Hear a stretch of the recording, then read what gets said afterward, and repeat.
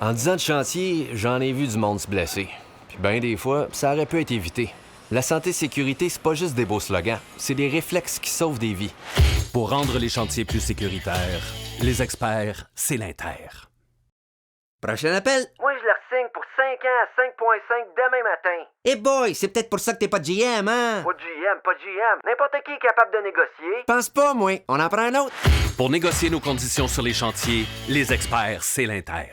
Salut tout le monde, cette semaine pour le segment recrutement, on est à la recherche d'un estimateur et d'un spécialiste en santé et sécurité pour l'entreprise C. Frappier Électrique. Frappier, c'est un entrepreneur électricien dans le secteur industriel, une entreprise familiale de plus de 40 ans qui compte environ 100 employés annuellement, qui est reconnu pour la qualité de ses projets et de ses conditions de travail. Si jamais tu es à la recherche de nouveaux défis, tu veux vivre des projets stimulants, je t'invite à aller dans notre bio. Il va y avoir un lien où tu vas pouvoir aller déposer ton CV. On se voit bientôt.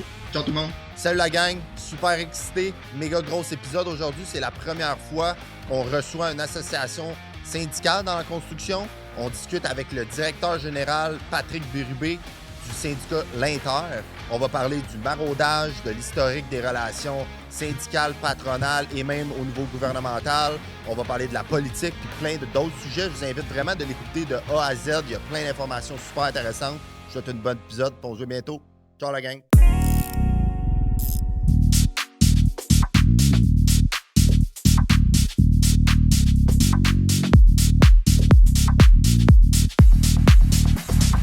Ceux qui savent vraiment qu'est-ce qui se passe, soit sont vraiment curieux ou soit connaissent du monde qui sont impliqués. Mais en même temps, tu sais, c'est ma question, si on saute tout de suite là-dedans, c'est de dire, OK, mais...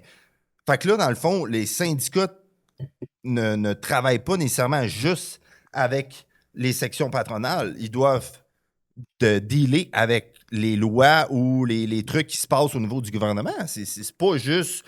Moi, je travaille avec le patronat, puis j'essaie de dealer avec tout ça. Fait que quand on rentre dans du médiateur, puis c'est comme, hey, regarde, ça va être ça ou ça, là, après ça, vous autres, vous rentrez en cours, vous rentrez avec un, tu sais, comment que ça fonctionne? Pour la vocation syndicale, c'est beaucoup plus large que qu'est-ce que les gens pensent. D'abord, la plupart du temps, les gens qui viennent du champ, Ouais. je veux dire, est-ce qu'ils ont le background nécessaire? D'abord. Ouais. Ça, c'est la première chose qu'on va demander. On travaille avec la loi sur la santé et sécurité, la SNES. On travaille avec les lois, le code. OK. En bon français, on travaille avec R20, qui est l'environnement de construction complet. R20, c'est quoi? Ça vient régir les règlements. Il y a 31 règlements qui régissent l'industrie de la construction. 31. Il y a bien des gens qui ne savent pas ça. La formation professionnelle, Okay. le règlement sur les avantages sociaux, le règlement sur la qualification, le règlement sur le champ d'application. Bien, c'est ce qu'on parle de règlement sur les travailleurs ou on parle de règlement... Non, le règlement qui régit la construction, OK. qui va parler des travailleurs, mais qui va parler. Donc, ça commence par la loi R20. OK. La loi R20, c'est ce qui encadre tout ça. La loi va faire des références à ces règlements. Donc, l'extension de la loi, c'est ces règlements. OK. Il y a 31 règlements. Fait qu'on prend la loi à proprement dit. Et là, ça a ses définitions. Vous avez déjà entendu le mot machinerie de production. Tout le monde a entendu ça, mais personne n'est capable de dire avec exactitude c'est quoi de la machinerie de production. Pourtant, elle est définie par règlement. Fait que la construction, elle a une définition. Ça dit un salarié de la construction, ça fait 7 grands travaux. Ça va faire l'érection, l'excavation, blablabla. C'est défini dans la loi. OK. C'est écrit un F, puis ça dit ça, si tu fais ça, ça, c'est de la construction. Tu es un salarié de la construction, tu es obligé d'être syndiqué, puis il y a des conventions qui te couvrent. OK, puis là-dedans, tu as tes sous-métiers ou tes métiers. Non, ça Même va pas? être un règlement. OK, Tout le ça, temps c'est des plus règlements. loin encore. Ouais. OK. La loi, elle, c'est vraiment juste l'environnement de la construction. Fait que c'est la structure. La loi, elle a comme la structure. C'est comme la en fait. structure de base. Le OK. point d'ancrage de la construction, c'est la loi. Elle prévoit ce que c'est de la construction, puis elle prévoit ce qui est exclu de la construction. OK. Donc, peu importe qui, peu importe quoi, si je suis dans la construction ou pas dans la construction, ben c'est dans R20 que je vais trouver ma réponse. OK. Si je trouve pas ma réponse complète dans R20, je vais être relégué à ces règlements. Puis là, je vais m'en aller dans les règlements. R20 prévoit le salarié, elle prévoit qu'il y a des conventions collectives. Donc, les conventions, qui dit convention, prévoit avantages sociaux. Bien là, tu vas avoir un règlement sur les avantages sociaux. Fait que est-ce que R20, c'est tout le temps là-dessus sur lequel on se bat? R20, c'est ta prémisse. OK, fait qu'R20, elle Fait bouge que quand, pas, là, là. R20, quand, elle là, bouge pas, elle, là. Elle reste comme ça. Non, elle bouge. Elle bouge, R20. Je vais te dire pourquoi. OK. Le gouvernement, il n'y a pas longtemps, il a déposé un projet de loi. Le projet de loi 51, OK, qui est c'est devenu le la fameux loi 51, 19. qui est la- Ça, qu'est-ce que ça fait? Ça vient bouleverser R20. Je vais faire des changements dans la loi R20 et là, ça change l'environnement de OK, mais construction. avant, mettons qu'on rentre là, dans la loi 19, Ouais. pourquoi que la loi 19 est rentrée? On sait-tu pourquoi? Pourquoi qu'on voulait venir bouleverser la loi 20? Y a-t-il une raison? La R20, oui, bien, assurément, il y a une raison, il y a des demandes. Il y a toujours un jeu de coulisses qui s'exerce au niveau de la politique. Mais qui tire les ficelles? Bien, celui qui tire les ficelles, c'est toujours le gouvernement. OK, puis... Mais à la demande de qui? Je vous donne un exemple bien simple, puis ça, c'est ma prétention. OK. Mais ça demeure quand même quelque chose qui se vérifie.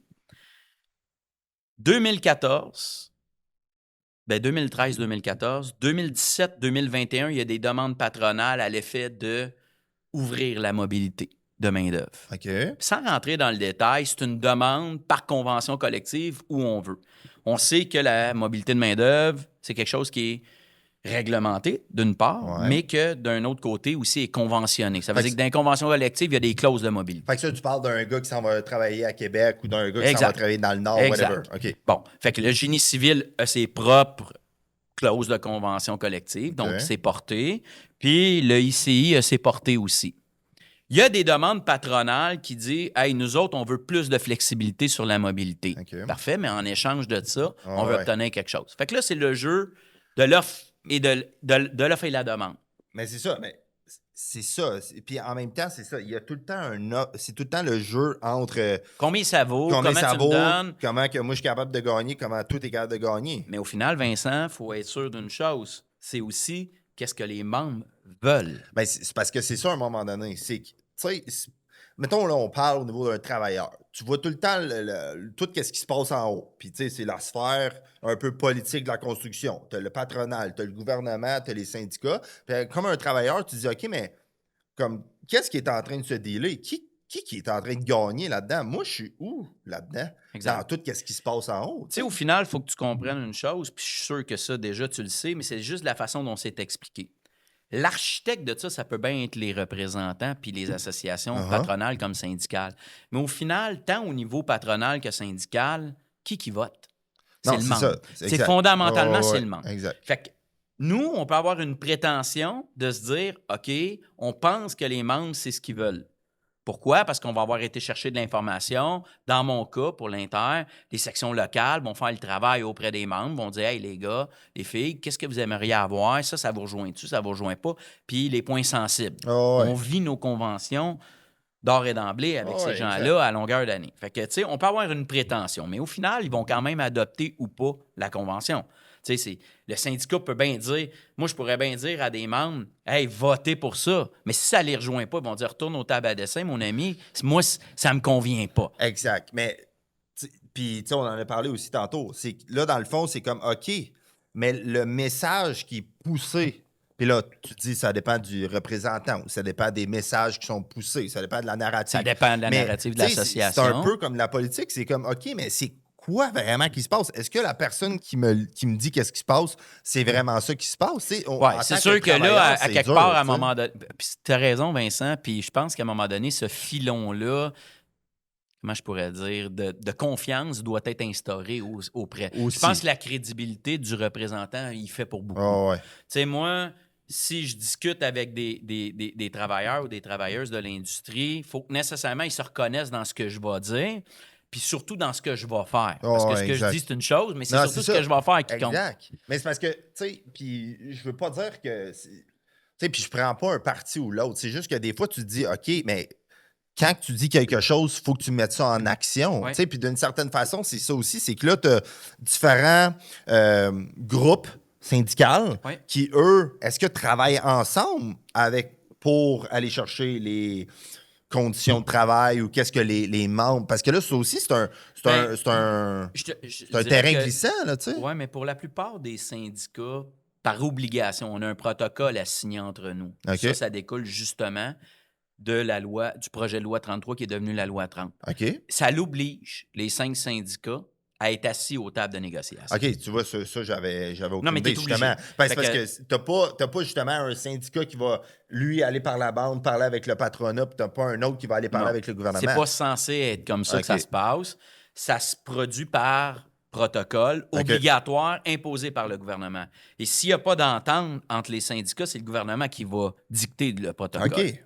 Fait que ça nous oblige à nous asseoir et à nous entendre. Puis tu sais que ça, c'est quelque chose que moi, j'aimerais avec le patron, d'avoir un protocole obligatoire avec mon vis-à-vis pour être sûr qu'on ne déborde pas du terrain de jeu. Parce que juste de négocier l'environnement de négo, c'est déjà en soi toute une négo, puis d'avoir un protocole. Bon, on l'avait demandé là, récemment, ça ne nous a pas été octroyé. Je trouve ça dommage. Mais pour qu'est-ce qui est des syndicats, on a cette obligation-là de s'entendre. Donc, part avec l'idée là, qu'au départ, quand on va aller voir nos membres, techniquement, je dis bien techniquement, on devrait avoir le même vocable. OK.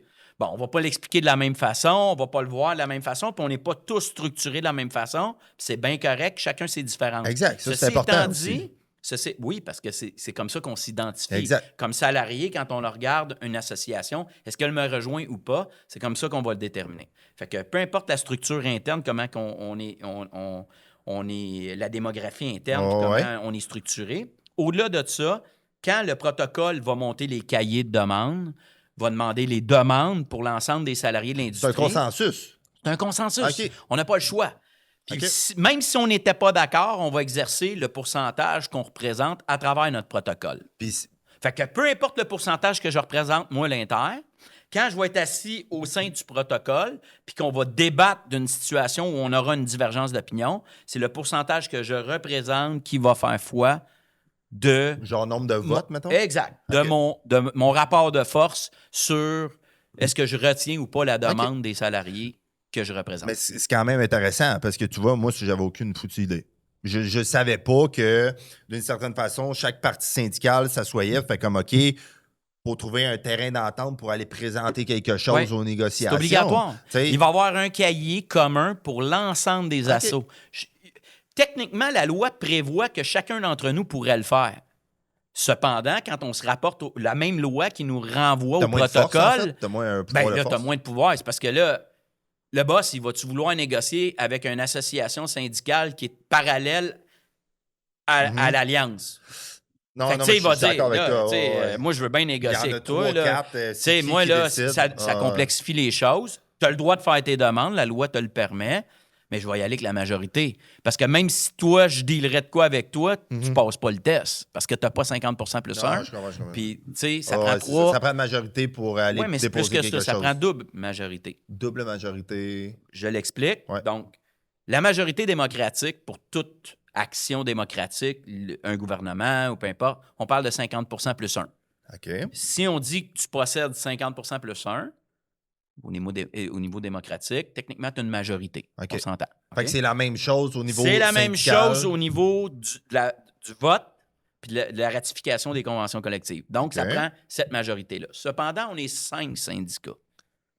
Quand on parle d'une double majorité, la loi, qu'on soit d'accord ou pas, ce qu'elle dit, c'est qu'elle dit, 3 sur 5, vous devez signer. Fait que il y a 2 critères pour signer une convention.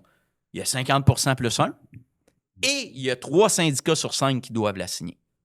Fait que celui qui est tout seul, je reviens à celui qui est tout seul, qui dirait moi, je veux négocier puis j'ai le droit de déposer mes clauses en vertu de ce que la loi préconise. C'est beau, ça. La vérité, c'est que même si tu déposes tes clauses, c'est quoi la portée de ce que tu as? C'est ça. Mais... Ça prend 3 syndicats puis 50% plus 1. Il n'y a aucune association qui peut prétendre à ça aujourd'hui. Je comprends. Là, on est parti en feu. On est parti genre d'un bord puis de l'autre. En fait, je voulais juste qu'on revienne sur qu'est-ce qui s'est passé dans les derniers mois qui était le maraudage.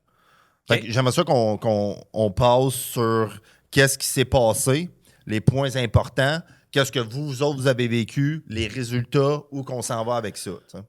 Je dirais que le maraudage, c'est pas mal toujours la même chose. C'est pas exceptionnel avec ce qu'on a vécu dernièrement.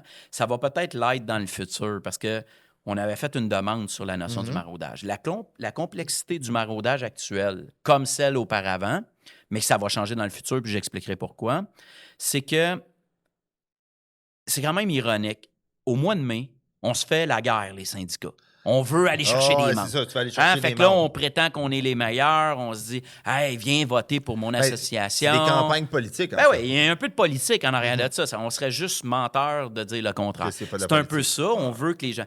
Pourquoi? Pas parce qu'on est mal intentionné. Moi, je veux pas faire de politique. Je suis obligé d'en faire parce que c'est mon. Ça fait partie de la game. Ça fait partie de la game. Mais ceci étant dit, c'est qu'au bout de la ligne, on veut un rapport de force. Hein? Le rapport Parce de que force. tu veux ton vote. Ben au bout oui, de la ligne. moi, là, les gens qui ont voté pour l'association que je représente, je veux pouvoir leur donner un rapport de force. Donc, c'est sûr et certain que plus j'ai de membres, plus j'ai de force. Ça va de soi. Comme qu'on parlait tantôt, Ben oui. genre de 50 pour 1. Exact, dans le protocole de négociation, dans tout, qu'est-ce qu'on va faire. Dans les Y conditions compris que dans tu vas les aller chercher. clauses, mettons, particulières de des métiers. Si j'ai des OK. métiers qui sont plus représentatifs chez nous qu'ailleurs, bien évidemment, Tu vas ça leur pousser- donne tu un vas rapport pousser de puis force. tu vas pousser à ce niveau-là aussi. Ben là. oui, parce qu'ils ont des particularités OK. de métier où ils vont pouvoir mettre au jeu ce qui, eux autres, les rejoint.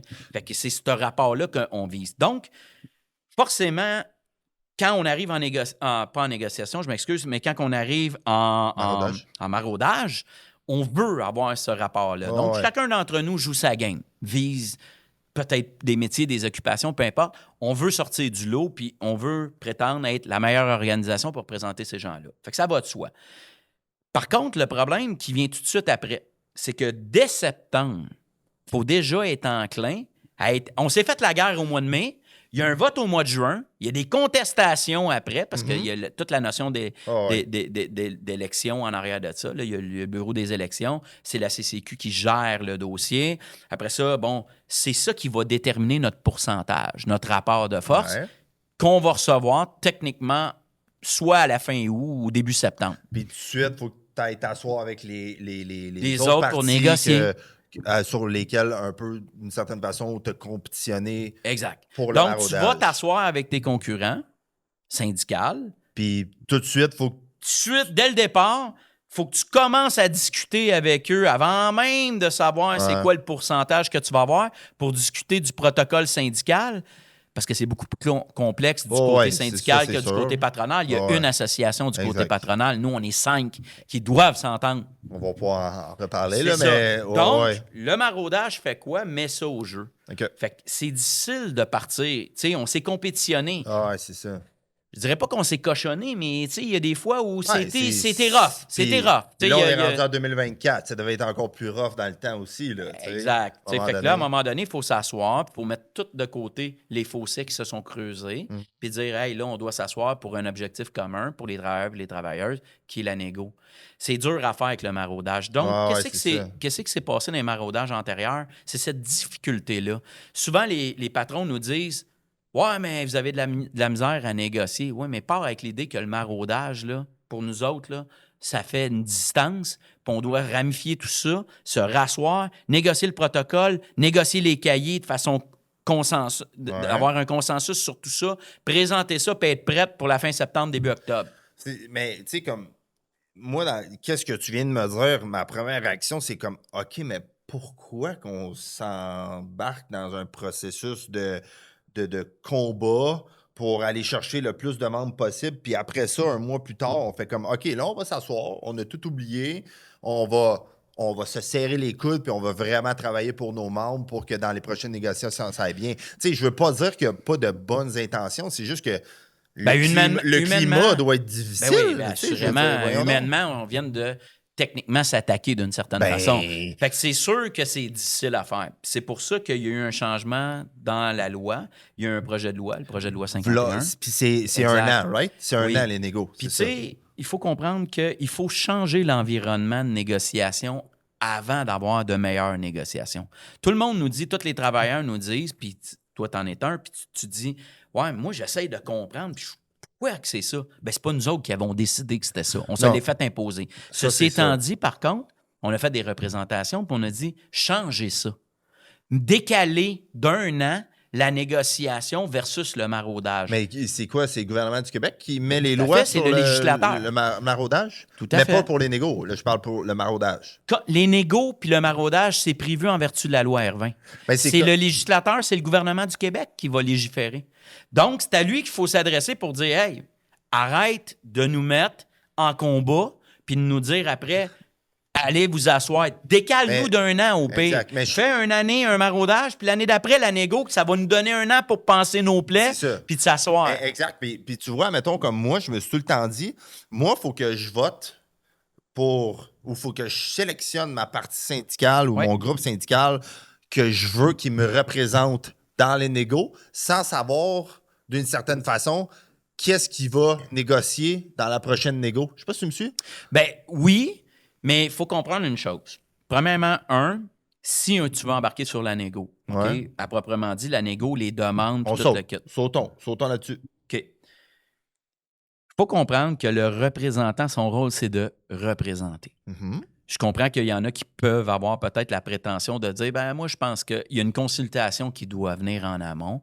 Puis ça, ça me semble opportun. De toute façon, je réitère, si tu ne consultes pas au départ ce que les membres voudraient avoir, quand tu vas toi-même être l'architecte de l'entente de principe, quand tu vas leur présenter, ils vont refuser. Ils vont dire, c'est pas ce que je voulais. Là, tu parles des membres. Exact. Okay. Parce qu'au final, on peut bien intenter à l'association la multitude de problématiques qu'on peut avoir, mais c'est le membre qui décide, au final, si oui ou non il accepte la recommandation du syndicat. Tu comprends? Mm-hmm. Donc, si on revient à ce que tu me dis, tu dis, oui, mais moi, j'aimerais ça savoir. C'est deux choses. D'abord, l'une, on a passé du maraudage qui vient déterminer le rapport de force. Exact. Tant au niveau du métier ou de l'occupation que de l'association en général. OK, ça, c'est une chose. Soit représenté par la personne qui veut être représentée. Exactement. Donc, qui le rejoint le plus. Exact. Dans un deuxième temps, quand tu parles de monter un cahier de demande, bien là, ça dépend comment l'association, elle, décide de le faire. Et là, c'est sûr et certain, je vais parler pour mon association, on représente plus ou moins 44 000 personnes dans l'industrie. De rejoindre 44 000 personnes dans le laps de temps qu'on me donne entre la fin du maraudage puis le début de tous ceux des nouvelles adhérents comme les anciens qui ont maintenu, c'est quand même pas facile à faire. On parle de juin à septembre. Mettons-nous dans le temps, là, j'ai 44 000 personnes à rejoindre. Je ne sais pas si tu as un concept à me dire. Réseaux sociaux, tu comprends? Ben, on va souhaiter que c'est 17, Vincent. On va souhaiter que c'est ça, puis je vais te le souhaiter ardemment. Puis c'est de dire, OK, de quoi peut-on parler? Qu'est-ce qui va rejoindre les travailleurs? Parce qu'il y a des travailleurs de différents secteurs. Exactement. Pour les gens qui sont dans le résidentiel, c'est peut-être pas la même chose pour les gens qui sont dans le commercial versus le gars ou la fille qui est dans le génie civil versus le gars qui est dans l'industriel. C'est chaque métier aussi. Et voilà. Tu sais, il y a chaque métier aussi. C'est tout un écosystème complexe pour se dire. Donc, il faut que chacun soit rejoint, que chacun se dise, dans mon métier, moi comme travailleur ou travailleuse, est-ce que ça me rejoint? Parce que je vais avoir ma demande générale, c'est-à-dire qui va toucher le secteur de façon globale, et de métier ou d'occupation, je peux avoir ma demande particulière. Ça exige aussi un exercice supplémentaire qu'on ne retrouve pas ailleurs. Fait que c'est complexe de dire, hey, comment je vais faire pour... Fait qu'il faut être le plus ouvert possible. Tu sais, il y a différentes façons. On va mettre sur les réseaux sociaux, on va mettre... Ce qui est, je dirais pas décevant, je vais y aller de façon positive. À partir du temps où tout le monde peut s'exprimer, moi, je trouve ça positif. C'est le nombre de réponses qu'on reçoit. Est-ce que les gens sont si intéressés ou pas? Parce qu'on peut commenter le score, mais il ne faut pas rester dans les gradins. Il faut inviter les gens à embarquer sa glace pour changer le score. Exact. Mais ça c'est un autre sujet à part. C'est le défi des syndicats. C'est le défi des syndicats parce que, en tout cas, moi, je te parle par mon expérience, la nouvelle génération, puis, moi, j'entendais au début par les vieux de la vieille, c'est comme, hey, tu sais, t'as ces conditions-là parce que, tu sais, les syndicats, on est d'accord avec ça. C'est juste qu'on dirait qu'il y a eu une séparation ou un nuage noir qui s'est créé entre les travailleurs, le monde syndical, le patronat et le gouvernement qui fait que les travailleurs se ramassent dans un milieu qui est un peu nébuleux. Tu fais comme, OK, mais là, si j'étais avec eux autres ou si j'étais avec eux autres, tu sais, comme, qu'est-ce qui se passe? Ben, je vais te broder une histoire, puis je vais essayer d'être chronologiquement. Exact. En fait, conséquence pour conséquence, là, d'avoir une séquence, une chronologie effectivement qui se tient, OK? Part avec l'idée qu'on est la seule sphère d'activité en Amérique qui est gérée, qu'on fait gérer nos conventions par un tiers. Je m'explique. Ouais. OK? techniquement, en établissement ou au code du travail, Ouais. quand on va négocier une convention collective, on va vivre la convention patron-syndicat avec employé. OK? Donc, les cadres avec le patron, Ouais. les employés avec le syndicat, puis on vit ça de façon directe.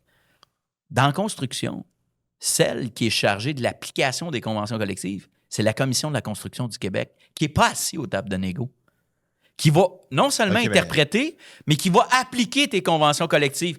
Jamais tu vas retrouver ça en Amérique du Nord dans aucune sphère d'activité. OK, mais attends une minute, il va falloir... là, faut réviser ça. Fait que là, tu me dis, dans le fond, que est-ce que cette association gère ou agit comme médiateur? Ou Non. C'est juste que les autres, ils se font dire, hey, c'est ça, il faut que tu appliques. On parlait de la loi R20 tantôt. Ouais. La loi R20, c'est ce qui régit la construction. On est d'accord? Ouais. Qui est mandaté pour appliquer la loi et les règlements? La CCQ. Puis Ça inclut les conventions collectives. Ce qu'on n'est pas d'accord, nous, syndicats, j'y reviendrai plus tard, OK? On n'est pas d'accord. Fait que de vivre ces conventions collectives, déjà d'or et d'emblée, entre patrons et syndicats, c'est quelque chose qu'on ne peut pas faire parce qu'il y a toujours l'intervention d'un tiers, qui est la Commission de la construction, qui est un organisme paragouvernemental, je dis bien, parce qu'elle est privée, c'est l'industrie qui la finance, mais la personne qui est en tête de ça, c'est une personne qui est nommée par le gouvernement. Donc, entendons-nous, elle a le mandat. C'est de mémoire l'article 7 de R20. Je suis sûr que tu es un gars curieux puis tu vas aller revisiter ça. L'article 7 de la loi R20. Tu vas voir c'est quoi le mandat de la commission. Puis le mandat de la commission, c'est d'appliquer les conventions collectives. Donc, comme syndicat, part avec l'idée que 90 % de ma convention collective est gérée par la commission. Moi, je gère 10 % de la convention. Ce qui fait que c'est dur à vivre comme convention collective. OK, fait que ça je veux qu'on reste là-dessus parce que là, tu sais, moi, dans tout mon questionnement de OK, mais pourquoi les négociations sont si complexes? Pourquoi qu'il faut comme se battre ou qu'il faut. Fait que ça en est une. Parce qu'il y a toujours minimalement, Vincent, l'intervention d'un tiers. Donc, quand j'ai une zone tampon, quand je peux m'abrier en arrière de quelqu'un qui va venir implicitement s'auto-gérer, s'ingérer, je m'excuse, devrais-je dire, dans mes conventions collectives, de toute évidence, ça me donne un buffer, en bon français. Fait que c'est ça. Fait que moi, j'ai pas mon syndicat qui va s'asseoir avec la section patronale qui fait, garde, nous autres, on va délai ça. On pense que c'est ça qui est le best pour tout le monde. On s'entend là-dessus. C'est pas ça qui se passe. C'est ça qui se passe. Mais après, qu'est-ce qu'on fait avec? On s'en remet à la commission. On dit, tiens, c'est ça qu'on a négocié, applique-le. Puis c'est elle qui l'applique. Donc, techniquement, pour avoir une lecture qui diffère des parties, en bon français, qui ne me rejoint pas, moi, de façon syndicale, puis qui est interprétée de façon patronale, puis dire, ben m'a acheté la partie patronale et non la partie syndicale, puis je vais appliquer selon ce que les boss me disent plutôt que de ce que le syndicat me dit. OK. Puis pourquoi, mettons? Ben pourquoi? Parce que la loi leur dit que c'est eux. OK, mais pourquoi que la loi dit que c'est eux? Qu'est-ce qui est important le législateur, que ce soit eux qui soient le législateur, mettons? Il faut comprendre que... Je veux pas trouver de bébite ou je veux pas dire... Non, mais c'est parce qu'il y a une partie d'historique à ta question. OK, allons-y dans l'historique. Pourquoi l'historique, les autres sont là? On va remonter à la commission Clich. OK. Premièrement, on était sur la loi des décrets à l'époque. Donc, tu sais quoi la différence entre un décret et une convention?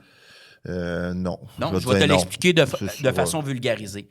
Un décret, ça n'empêche pas les parties de le négocier. Là, je te résume, je coupe les coins ronds, mais au bénéfice de tout le monde, que tout le monde comprenne, on négocie, mais c'est décrété par gouvernement. C'est le gouvernement qui va décider ce qu'il va implicitement mettre, en proprement dit, dans la convention, dans le décret, puis ce qui va s'appliquer, puis ce qui ne s'appliquera pas. Il va laisser les parties s'entendre, mais c'est le gouvernement qui décrète. Une convention collective, c'est le boss, puis le syndicat, qui négocie quelque chose puis qui le met dans une convention. On appelle ça conventionner l'industrie. Donc, il y a une différence entre les deux. Fait que, mettons, là, puis on parle, mettons, dans un monde de licorne, t'as la section patronale, puis t'as le syndicat qui deal sur quelque chose, puis là, t'as le législateur qui fait comme « Ah, ben moi, je la vois de telle façon, ou fait une intervention je vais mettre peut-être un petit peu plus du secteur patronal, parce que je connais du monde là-bas, c'est du monde qui vont peut-être me faire élire, puis on va appliquer cette loi-là de cette façon-là. » Il pourrait. OK. Ils pourraient faire ça. Okay. Donc, ils vont décréter. Tu vois, parce que... C'est ça que le terme, le vocable du mot décret, c'est la portée que ça avance. Donc, il va décréter. OK. C'est pour ça qu'on appelle ça un décret. Donc, on va vivre sur la loi des décrets. Les plus vieux, peut-être que ça est déjà arrivé en construction. Il y a bien des gens qui vont dire « Ouais, le décret, il dit que... » Ah, c'est ça. T'as déjà entendu ça, hein? Ouais. Ben, quand quelqu'un dit ça, c'est parce qu'il fait référence à la loi des décrets. Ah, OK. Mais depuis 97, en fait, 94 de mémoire, Mhm. ils ont changé la loi, ils ont amené l'amendement à la loi où on allait retourner au niveau des conventions. Une des premières conventions qui a été négociée, c'est 96. Puis après ça, la vraie convention qu'on a vu apparaître, c'est 97. OK. Fait qu'il y a des choses dans les décrets qui ont été répertoriées dans les conventions collectives, mais à partir de 97, là, c'est les partis qui négocient. OK. C'est comme si le gouvernement il dit « Je vais me retirer, je vais laisser la maturité des partis négocier. Jouer dans la game. Jouer la game, puis moi, je n'ai plus besoin d'intervenir par décret. Ça va être des conventions applicables. OK. Cependant, Si jamais j'ose... parce c'est que ça. là, on revient au rôle de la commission. C'était ça ta question en amont. On revient au rôle de la commission. Par contre, est-ce que je vous fais assez confiance pour être capable d'autogérer vous-même vos conventions? La réponse est non. Je vais donc demander à la commission, une fois que vous aurez négocié, de gérer vos conventions. OK. Et c'est comme ça depuis. OK. Je pense qu'on pourrait en parler pendant 150 8 heures. Là, tu sais, je veux dire, il y a beaucoup de choses, mais tu sais, je pense qu'on a fait un peu le tour de comment que ça marche dans les négos, c'est quoi les acteurs principaux. Puis, tu sais, en fait, si on se projette dans le futur, là, on est dans les négos, là. Si on se projette dans le futur, qu'est-ce que tu penses que ça va donner? Où que tu penses qu'on s'en va au niveau des négociations? Qu'est-ce qui peut changer? Qu'est-ce qui peut changer? Quelle nouvelle... tu sais, Je reviens sur qu'est-ce un qui va se historique, passer? Tu sais? parce que ta question est à deux volets. Donc, Ouais. qu'est-ce qu'on faisait avant, puis qu'est-ce qu'on peut faire différemment? Ouais, exact. C'est bien ça? Ouais. J'ai bien canalisé la question. Tu l'as mieux mis sur la table que moi, même. Ah non, j'irai pas là. Je pense que c'était quand même assez clair, ta question. Cependant, je vais revenir à 2013-2014. Tantôt, d'entrée de jeu, on a Puis c'est un discuté point petit peu tournant, de- parce que tu en parles souvent. Oui, Là. oui, parce que c'est la première grève depuis qu'on a redonné aux syndicats OK. et aux patrons les conventions collectives. OK, je comprends. Donc, on était fiers de dire qu'il n'y avait jamais eu de grève dans l'industrie de la construction jusqu'à Il y avait- 2013-2014. il n'y avait jamais eu de grève avant de... Non. Dans construction, sur les conventions, sur la loi des décrets, je ne peux pas revenir jusque-là, mais sur les conventions collectives, depuis ouais. Clich, aller jusqu'à aujourd'hui, Puis puis Clich, avec c'était quand? Clich, c'est 75, là. Il n'y avait pas eu de... Ben, il y a eu des mouvements de grève, il y a eu des protestations, des choses comme ça. Ben, Je au parle au port, niveau... puis tout, il y avait Non, pas eu exact, de- exact, mais ça, c'est en périphérie. Je te OK. parle de la construction à proprement dit. Ouais, OK. Depuis la création des conventions, depuis qu'on a enlevé la loi des décrets puis qu'on a ramené les conventions, il n'y avait pas eu de grève. OK, Fait qu'on peut aller aussi loin que 93, 97. Je savais Donc, pas. 97, on conventionne. OK. On négocie, comme j'expliquais tantôt, la différence entre le décret et les conventions. De 97 à 2014, à 2013, en fait, il n'y a jamais eu de grève dans la construction. Ouais. OK. Mais... Donc, OK, fait que c'est ça. 2013, c'était la première, parce que moi, j'ai commencé en 2012, puis pas long après, on avait une grève exact. qui... OK. En 2010, ça a passé proche parce qu'il y avait eu l'intégration du temps et demi. Ouais, Puis, c'est tu ça. sais, il y avait eu des Ouais. affaires. Là, ça commençait à brasser. Oui, ça là. brassait, Ouais, mais ouais. on a fini par avoir une entente. À tort ou à raison, bonne ou mauvaise, il y a eu une entente. Ouais. Ceci étant dit, 2013-2014, première grève. Qu'est-ce qui s'est passé? Il y a eu une loi spéciale. Ouais. Ouais. Pour Qui a que le forcé monde les travailleurs et retourne travailleuses à retourner travailler. C'est sûr que ça ne donne pas un gros rapport de force aux syndicats quand le seul moyen, parce que tu as le lock-out d'un bar, Ouais. c'est-à-dire l'employeur décrète le lock-out puis il ferme l'usine, en bon français, il ferme la shop puis il dit qu'il n'y a plus personne qui Les travaille. syndicats disent aux Puis gars, nous autres, le sors. syndicat, nous autres, c'est la grève. Il y a Ouais. une différence entre les deux. Fait que Ah la ouais. grève ou le lock-out, c'est important de comprendre la différence, mais grève, c'est le syndicat qui est mandaté par ses membres de dire on sort. Donc, 2013-2014, on sort. Ah, je me souviens comme c'était hier, justement, on sort. Tous On les sort. chantiers. Ah, ouais, on sort. Qu'est-ce que le gouvernement fait? Ouais. Construction, c'est un poumon économique Ouais. vraiment important au Québec. C'est 12% du PIB. Il faut intervenir. Ça a une notion économique. Toute la quête. J'ai jamais compris qu'une grève, ça n'avait pas une notion économique. Quand tu fais une grève, tu prives l'employeur de Et- ses profits. C'est sûr qu'il y a une vocation économique. Puis si l'employeur, c'est le gouvernement, lui aussi, tu le prives. ça Fait va qu'à faire tort mal. ou à raison, je suis obligé de dire, Vincent, ça m'interpelle quand le Ah, gouvernement ouais, intervient parce qu'il joue deux rôles. Il est tantôt Ouais. l'employeur, puis tantôt le législateur. Fait que, tu sais, ça...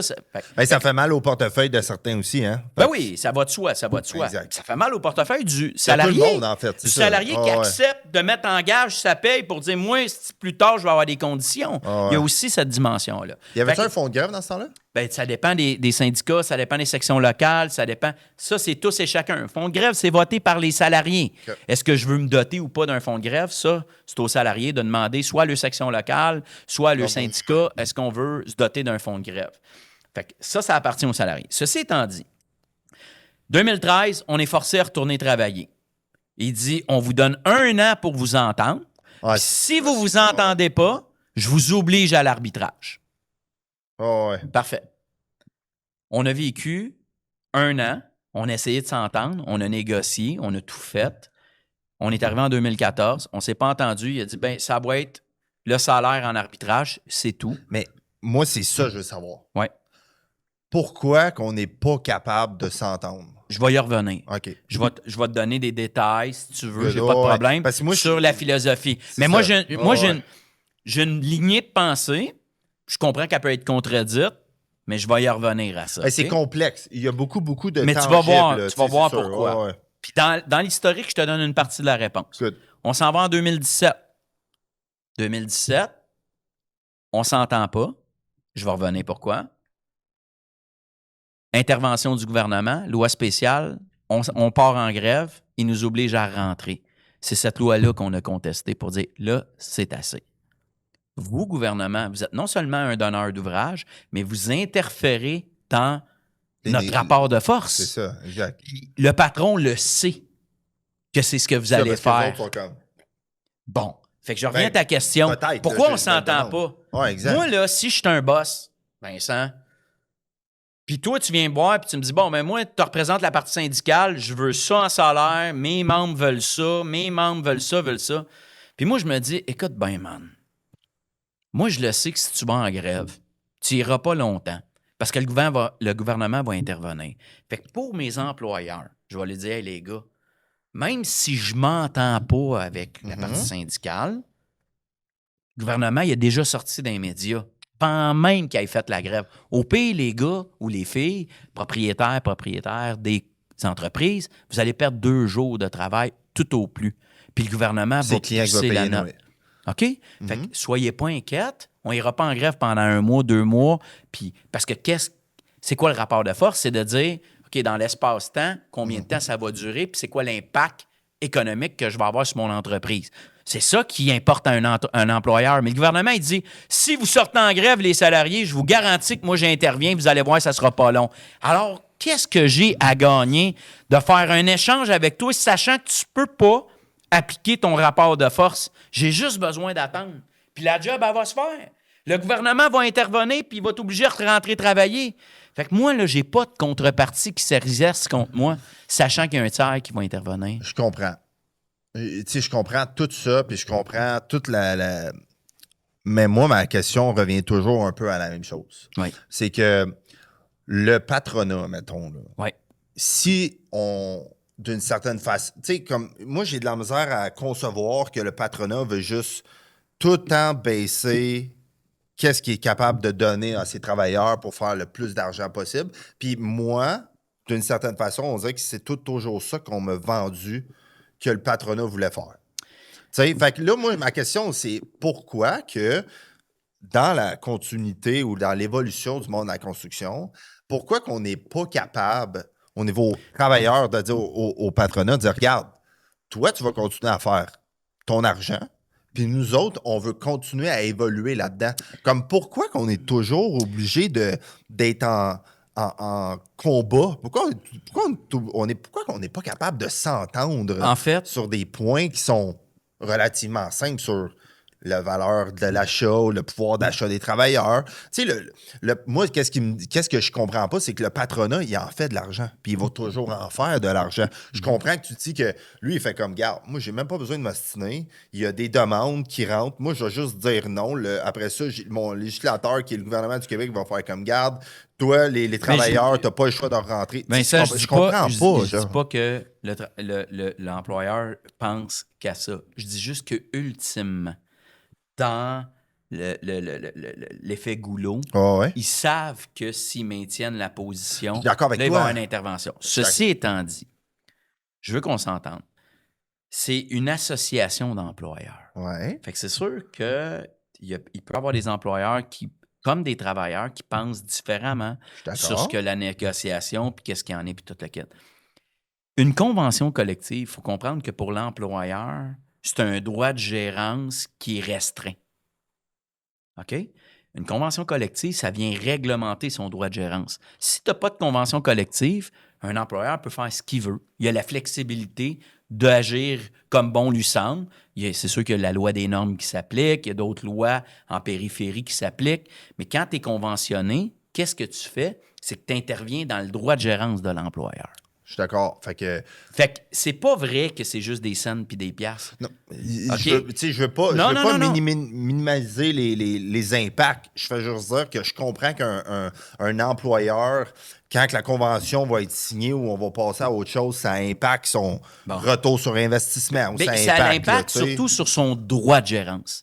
Le droit de gérance d'un employeur, qu'est-ce qu'il recherche un employeur? Parce qu'il faut se mettre un peu dans la peau de notre vis-à-vis. On ne peut pas être continuellement être ancré non, mais c'est ça. Mais ça, c'est important aussi. Oui, c'est très important. Parce que quand on fait des négos, il faut faire... Il y a deux choses l'une. Il y a des choses qui se sont passées entre syndicats et patrons où on n'arrive pas, à mon avis. Ça reste mon appréciation, Vincent. OK?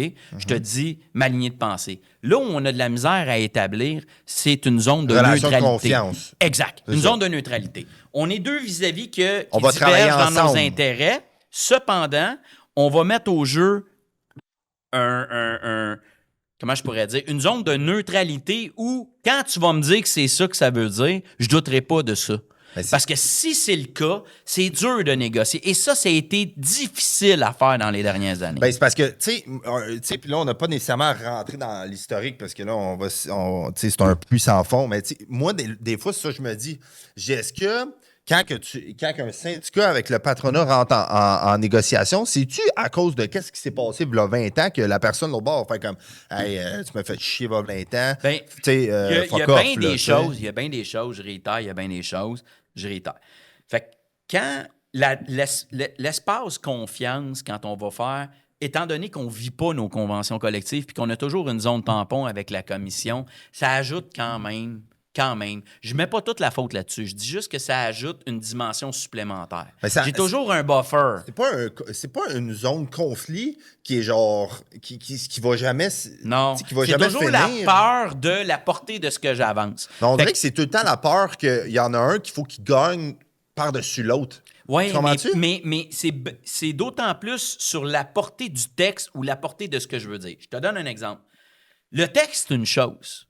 Mais en arrière du texte, qu'est-ce qui accompagne ça? L'intention. Oh, oui, c'est ça. C'est là où ça devient difficile. C'est là où la zone de confort devient... Parce qu'on se dit, quand on va remettre ce texte-là à la commission ou au tiers, peu importe, là, je ne veux pas viser la commission, c'est pas ça qui est important. Ce qui est important, c'est de dire, moi, je vais remettre ce texte-là. Comment la personne va le lire? Est-ce que ça m'avantage ou est-ce que ça me désavantage sur quelque chose? Déjà, juste cette dimension-là, c'est difficile. Ou est-ce que c'est quelqu'un que ça fait 30 ans qu'il est un négo puis il a vécu ce qui s'est passé il y a 30 ans? T'es right to the point.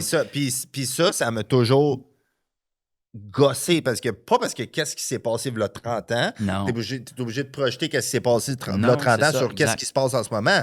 Les réalités ne sont pas les mêmes choses. C'est ça, mais l'historique, là, à un moment donné, l'historique, là, si on n'est pas capable d'avoir des négociateurs qui sont capables de passer à travers l'historique puis de faire comme, regarde, toi, tu vas être gagnant, nous autres, on va être gagnants.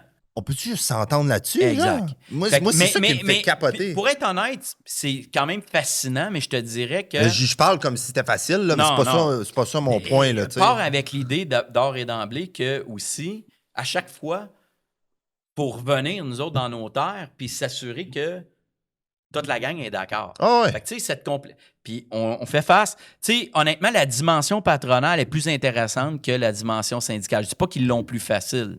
Je dis juste qu'elle est plus intéressante parce que ils n'ont pas besoin de s'entendre, eux autres. Ils sont une association pour le secteur global. Non, c'est ça. Puis là, vous autres, vous êtes comme 5 qui font qu'ils moi, s'entendent. Je pourrais être d'accord avec un principe. Merci, Jay. Merci, Jay. Je pourrais être d'accord avec un principe, Vincent, mais que mon vis-à-vis syndical, mon collègue, parce que là, c'est pas mon vis-à-vis dans ce cas-là, on travaille ensemble, Mais mon collègue syndical n'est pas d'accord. Puis là, je pourrais dire, ouais, bon, lui n'est pas d'accord, lui est d'accord, lui n'est pas d'accord. Il faut que je passe au vote à tous les fois. T'sais, il y a une complexité. Il y a une complexité. Mais c'est pas facile. Non, ça, c'est sûr. Ceci étant dit, on arrive avec le boss. C'est pas vrai qu'on n'arrive pas avec le boss de 100 ans. C'est pas vrai. Okay. En pratique, on y arrive. On a des complexités à faire. Puis le fait qu'on ait exercé des rapports de force, souvent, c'était sur des principes. Je vais donner un principe de la dernière négociation. Je vais parler pour mon parti à moi. Là, sur la dernière négociation, on a parlé à un moment donné des mobile punch. Ah, ça, je m'en souviens. Okay. Oh my God. Il y en a pour qui le mobile punch, on s'en fout totalement. Puis vous avez raison de vous en foutre, comme vous avez tort de vous en foutre. Mais tu sais, toi, qu'est-ce que tu en penses, toi? Moi, personnellement, je vais te dire ce que j'en pense. Personnellement, qu'il y ait... Parce qu'il y a une horloge de pointage sur une job que le gars ou la fille va puncher, pas de problème avec ça. Là où j'ai un problème, c'est quand ça dépasse le chantier. C'est quand on n'est pas capable de me garantir que sur ton téléphone personnel, je suis capable d'avoir de la donnée autre que ce que j'ai besoin au niveau du chantier. Je dois me fier uniquement sur ta bonne foi. Mais moi, là, je sais qu'il y a des bons employeurs, mais il y a des mauvais employeurs comme il y a des bons employés et des mauvais employés. Ouais. Mais je suis obligé de penser aussi pour le mauvais employeur. Mais dans le fond, et moi, j'ai pas le goût que le mauvais employeur aille jouer dans ton téléphone ou qu'il récolte des données sur ce que tu vas faire la fin de semaine avec ta femme et tes enfants. Fait que ce que je demande, c'est de me sécuriser cette partie-là. J'obtiens pas nécessairement les réponses. Alors, j'ai de la misère.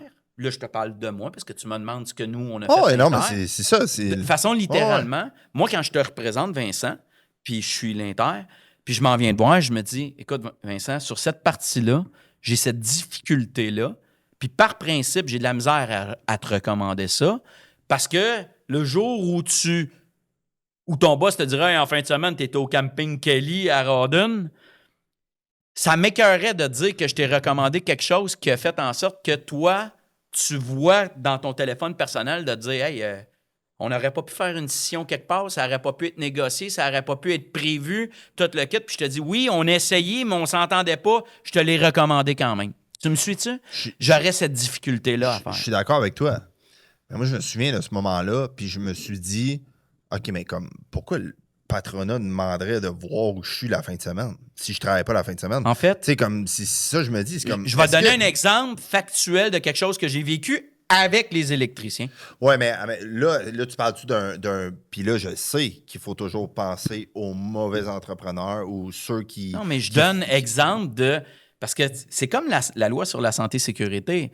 Tu fais pas une loi pour celui qui respecte toutes les règles. Tu fais une loi pour celui qui va pas les respecter. Ouais, c'est parce que c'est donc, ça, à un moment donné, il faut que tu tires la ligne. Fait que là, tu dis, OK, à un moment donné, il va y avoir la bonne foi là-dedans. Je comprends qu'on peut pas tout prévoir cas par cas. Ouais. On parle du minimum, Vincent. On parle du minimum. Je te donne un exemple. Qu'est-ce qui a amené à cette négociation-là sur la notion du mobile punch? Bon, ça prend toujours un événement. Il y a un événement avec un électricien à un moment donné qui disait...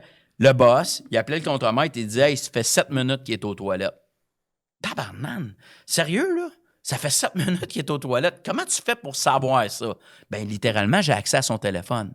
Puis le salarié, de bon vouloir, tu parles de bonne foi, a accepté de se prêter au jeu puis de dire « Je vais rentrer l'application dans mon cellulaire. » Là, il est capable de le géolocaliser en temps réel n'importe où sur le chantier. Moi, là, je me dis, vous voulez faire un mobile punch? Parfait. Ça peut-tu commencer à l'heure où je commence, pas à l'heure que je sors, puis entre les deux, sacrément, t'es pas obligé de savoir avec exactitude à chaque minute, à chaque seconde ce que je fais, puis en dehors du chantier, tu as accès parce que ça va plus loin que ça. Comment, moi, tu me sécurises? Comment, moi, je peux vendre ça à mes membres par la suite? Comment je peux aller leur dire que c'est pas intrusif dans leur vie? Puis que...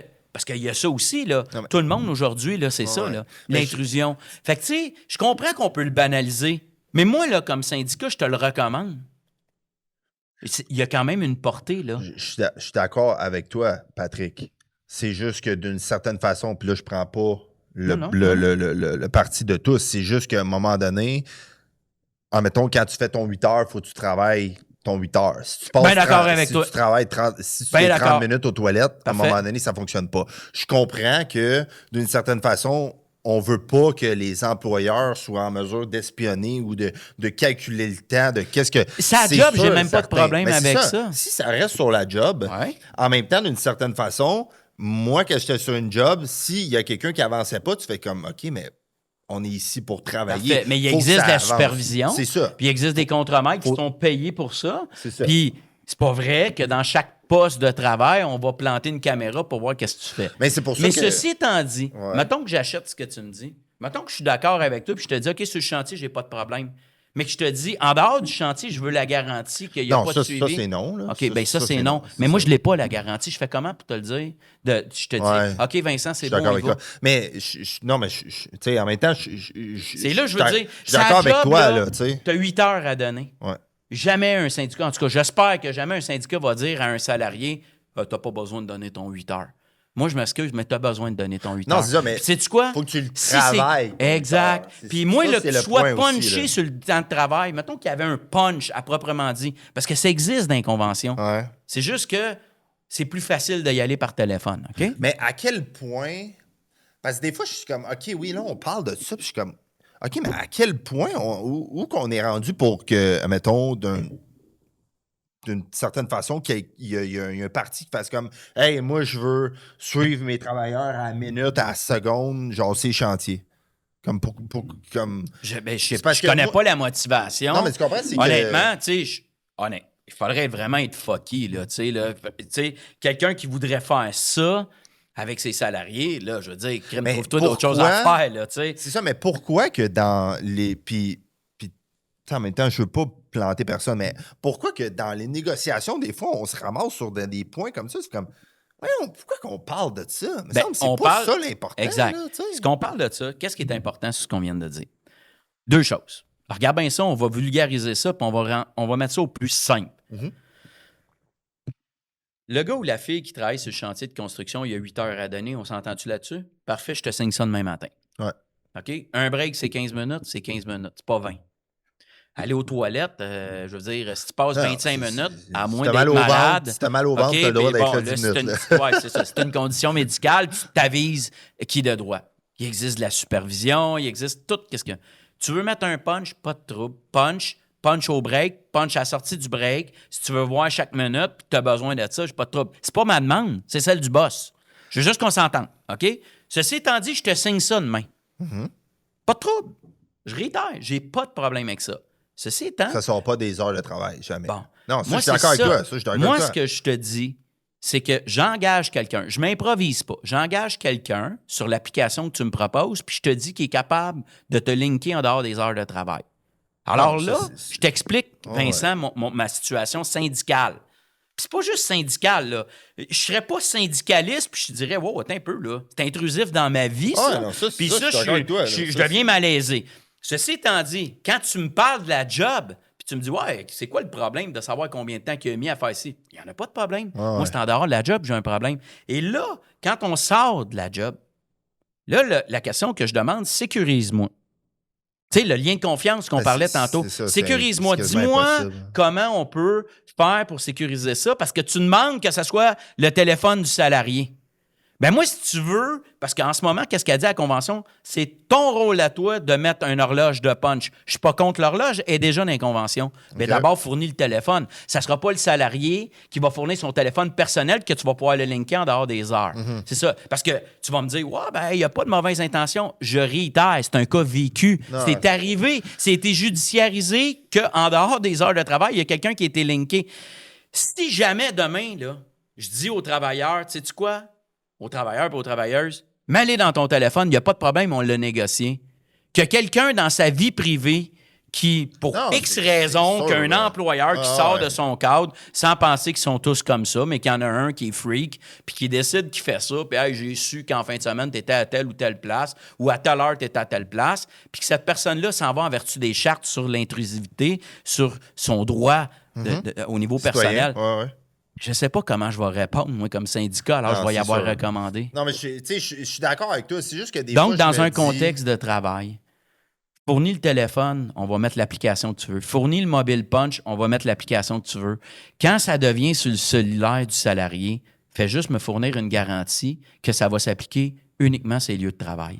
Que ça va être géolocalisé par l'application.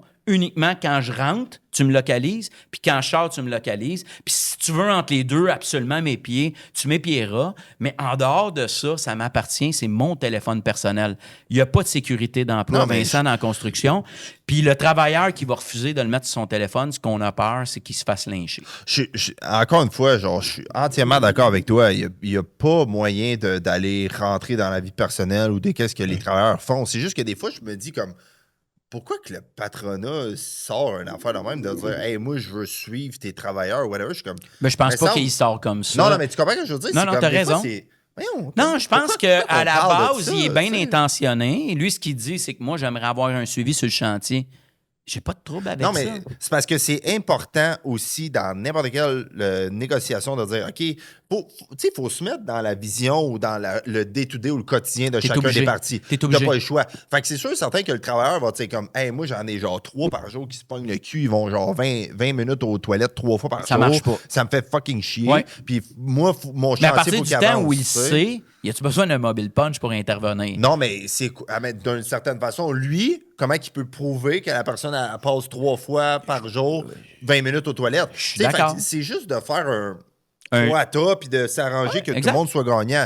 Fait que c'est pour ça que l'affaire du mobile punch, j'étais comme OK, mais comment ça se fait sur le mobile punch? Mais on ne s'assène pas sur le mobile punch. Non, mais tu comprends ce que je veux dire? Il y a des choses que, me semble, on peut-tu parler de d'autres choses que ça? Ça, non, c'est ça, mais c'est pas important. C'est ça, c'est une question de principe. Puis je réitère, puis je ne veux pas qu'on passe toute notre temps là-dessus. La seule chose que je dis, ce qui appartient au patron sur le chantier appartient au patron. Donc, les heures que tu vas faire puis que tu es rémunéré pour la productivité des heures que tu vas mettre en gage... Tu n'as pas le choix. C'est le patron qui paye, là, à un moment donné. Ça va d'un part et l'autre. Je pense que tout le monde doit être gagnant. Je pense pas qu'il y a personne qui est allergique là-dessus. Non, c'était vraiment en dehors de ça, puis on n'était pas capable de nous sécuriser. C'est une question de principe. Mais ça, c'était un cas précis, là, mais je veux dire, oui, je comprends ça. Hey, justement, pour pas qu'on s'enfonce trop, loi 51. Oui. Justement, comme... Projet de loi 51, Qu'est-ce qui se passe avec ça? Où qu'on s'en va avec ça? En fait, c'est sanctionné. C'est devenu la loi 19, mais c'était le projet de loi 51. Okay. Donc, le projet de loi 51, il y a toujours comme un titre principal à un projet de loi qu'on va dire. On parlait de la loi 33 sur la référence de main-d'œuvre. C'était le placement syndical dans le temps. Là, on détonne avec son titre. Sur les locales et tout. Là. Bon, le projet de loi 51, c'était la polyvalence des métiers, la rigidité des syndicats, des salariés. Fait que telle tâche sur le chantier, c'est à moi, puis toi, tu y touches pas. Exact. C'est un peu ça. Sauf que quand on regarde l'entièreté d'un projet de loi, il y a beaucoup plus que ça qu'on passe. Okay. Je réitère, on va jouer dans la loi R20. R20, c'est ce qui régit la construction, à proprement dit. Fait que je vais changer. Je vais amener l'emphase sur un titre bien précis pour que tout le monde focus là-dessus, mais je vais en profiter pour passer au chat. Fait que ça, tout le temps, on revient tout le temps à la loi R20 quelque part. Là. Tout le temps. On n'a pas le choix. Convention, CCQ, salariés, travailleurs, travailleuses, environnement, construction, c'est R20. Part avec ça. Après ça, règlement, convention. C'est comme ça. La technique, c'est la loi, les conventions, la loi, les règlements, convention. OK. Il faut toujours voir ça comme ça. C'est 3 étapes. OK. La loi, elle, c'est ce qui va dicter c'est quoi la construction. Donc, quand on veut changer l'environnement, qu'on parle de négociation, qu'on parle en matière de construction. Non, sécurité, ça va être une loi parallèle. Okay. Ça va être la loi sur la LSST, donc la loi sur la santé et sécurité au travail. Qu'est-ce qui s'applique en matière de construction? Les conditions de travail, tout ça. Oui, parce qu'il y a des lois périphériques. Il y a des lois d'ordre public qui viennent se coller. À R20. Mais R20, à proprement dit, c'est une loi unique. Il y a nulle part en Amérique du Nord ou partout dans le monde que tu vas avoir une loi comme ça qui prévoit comme ça un momentum sur une industrie comme telle. OK. C'est une syndicalisation obligatoire, les parties qui négocient, la commission de la construction. Ça, c'est au Québec. Règlements. Il n'y a qu'au Québec qu'on peut voir ça. Okay. Nulle part ailleurs, on va le voir. Donc, à proprement dit, quand tu me poses la question sur, OK, le projet de loi 51, qui est devenu la loi 19, qu'est-ce que c'est sanctionné? Qu'est-ce qu'il prévoit? Il prévoit plusieurs choses. Il va prévoir, d'entrée de jeu, la polyvalence. Il va prévoir la polyvalence des métiers. Là, on va parler ça n'a pas créé un pas un débat, mais à un moment donné, c'est comme, OK, ben, au départ, c'était moi, j'avais telle tâche à faire, c'était mon métier, je la faisais, il n'y a personne d'autre qui pouvait la faire. Là, à cette heure, c'est quoi la polyvalence? On dit que... Ben, en fait, à tort ou à raison, moi, j'ai dit que je te dirais la vérité, Vincent. Les syndicats, on est un peu l'artisan de nos propres malheurs. Pendant des années, je vais parler pour chez nous, je ne parlerai pas des autres, mais m'a toujours parlé de l'Inter. Chez nous, on a des sections locales qui sont des métiers ou des occupations qui tantôt peuvent s'entendre puis tantôt pas s'entendre. OK.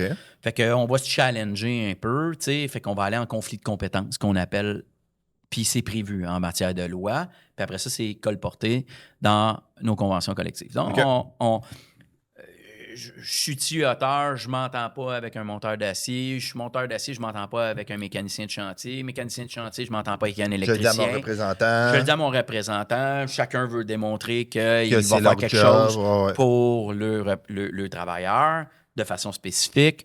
Et là, en ce moment-là, qu'est-ce qu'on va faire? On va faire un conflit de compétences. Exact. Conflit de compétences, ça voit nature dans un premier temps par l'entremise de la commission. On va s'adresser à la commission, on va dire hey, on veut un conflit de compétences pour avoir un résultat rapide pour que les travaux se poursuivent. Qu'il y ait une paix industrielle en bon français, puis qu'on ne se chicane pas trop. Par la suite, si on n'est pas d'accord avec la décision, on s'en est au TAT, Tribunal administratif du travail. Okay. C'est lui qui est l'autorité suprême en matière de compétences sur la construction qui va rendre une décision ultimement sur un conflit de compétences. C'est à qui ça appartient, puis... OK. Quand on chicane par rapport à ça, on crée une jurisprudence. Là, le juge va rendre pas une ordonnance, mais il va rendre une décision. On va vivre de cette décision-là. Puis la CCQ, quand elle va savoir la décision, elle va dire ben moi, j'applique sur l'ensemble des chantiers en construction. Je comprends que ça lie les parties, mais ça peut être considéré comme chose jugée. OK. Fait qu'en gros, si je coupe les coins ronds, c'est que il y a eu des conflits de compétences entre les syndicats. Souvent, on s'est estiné par un par l'autre. Par contre, il y a eu 40 ans de jurisprudence qui a mis au monde cette espèce de notion-là de dire non, ça, c'est à toi de façon claire, ça, c'est à toi, ça, c'est...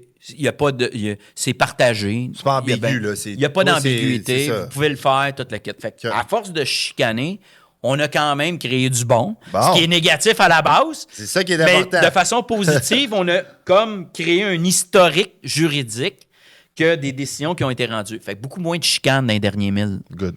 Fait que, tu sais, je pourrais te dire qu'on avait répertorié de mémoire, puis là, je ne veux pas t'induire en erreur, mais il me semble, depuis les 10 dernières années, là, on n'avait même pas un conflit par année. Crème. OK. Cependant, ce que je dis, c'est qu'il y en a qui ont fait du pouce là-dessus. Fait que je ne veux pas intenter de mauvaises intentions, mais ça vient visiblement pas de la partie syndicale. Ben, il est arrivé quelque chose, là. Parce OK, fait que là, ils ont dit ça n'a pas d'allure, on chicane tout le temps, ça n'a pas d'allure, ça n'a pas d'allure, on devrait avoir la polyvalence. Je reviens toujours, Vincent, au droit de gérance. Le droit de gérance absolu.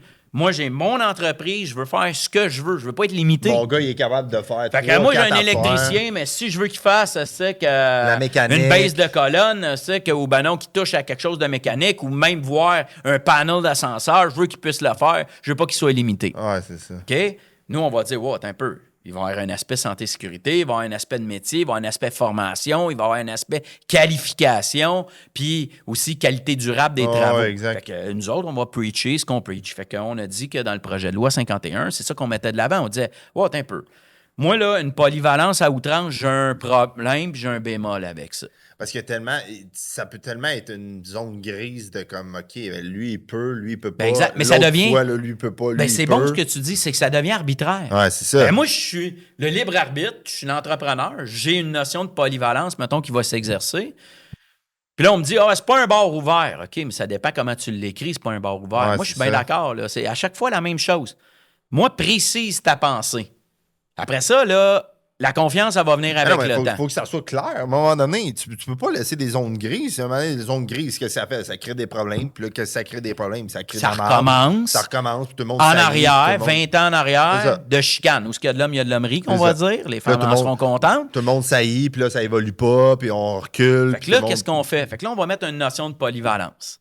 Si c'est pas bien articulé, puis que je dis qu'un tel ou une telle peut faire tel ou tel travaux, puis que l'autre, il dit non, c'est pas ça, puis qu'on retourne encore en spéculation, qu'on recourt en interprétation, qu'est-ce qu'on fait?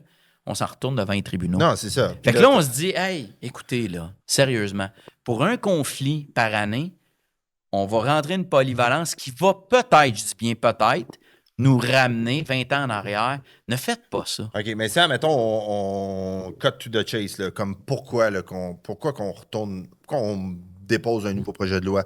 Pourquoi qu'ils veulent retourner dans la polyvalence? Moi, je vais être Ça sert à direct quoi, drive. là? On a dit qu'on serait intègre puis honnête ensemble. Ouais, c'est des demandes patronales, uniquement. OK. Fait, Puis on a un gouvernement qui, je suis pas gêné de le dire du tout, puis j'ai eu cette préoccupation dès le départ. J'ai dit au gouvernement, quand on était assis là, on a dit, écoutez bien, juste vous dire une chose. On s'est prêté, nous autres, à l'exercice quand vous avez parlé des engins polyvalents versus les grutiers. On s'est prêté à l'exercice. On a fait des choses. Vous n'avez pas retenu un point et une virgule. Moi, je veux bien travailler sur quelque chose. Mais si les dés sont pipés d'avance, arrêtez de me niaiser.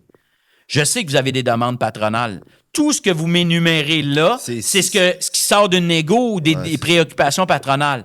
Fait que tu veux savoir c'est quoi mes préoccupations, je vais les mettre au jeu. Mais au final, qu'est-ce que tu vas retenir? C'est ça qui m'importe. Ouais, alors moi, quand je fais le constat du projet de loi 51, Vincent, ce que je peux te dire, qui a garanti, quand on parle de polyvalence, quand on parle de mobilité de main-d'œuvre, quand on parle de tout ça, je retiens que c'est une pression patronale exercée sur le gouvernement, puis qui a dit, mets au jeu nos demandes. C'est ça, mais la mobilité, là. On sait pourquoi, là. On sait pourquoi, parce que c'est toutes des questions d'argent, là. On sait que c'est toutes des propriétés monétaires qui vont s'ajouter aux profitabilités de leur projet.